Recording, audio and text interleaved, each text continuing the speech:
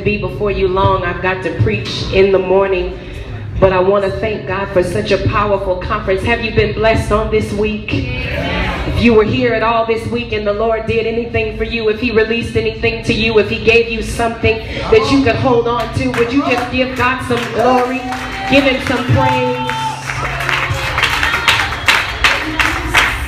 What you have to understand about what God did this week, I know that this is an annual thing, but what God released this week was a different kind of spirit in the atmosphere.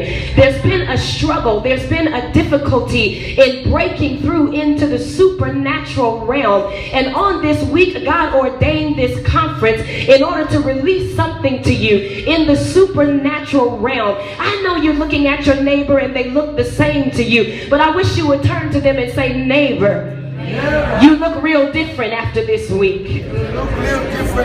Only a few people can catch that in the spirit realm.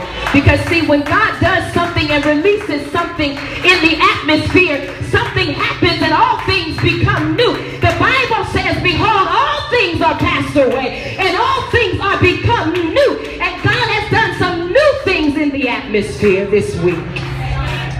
So we come to the seventh day, the completion of the matter. And I want to release some things unto you. I want you to understand that as we are closing out this conference, we are actually initiating a rebirth, if you will.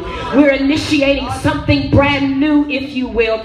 So come tomorrow, the 8th day, you ought to be at your local churches shouting like you are losing your mind, because what God released this week is about destiny. What God released this week was about obedience. What God released this week was about sacrifice. Oh, I don't have no witnesses. Y'all's too sleepy tonight in here.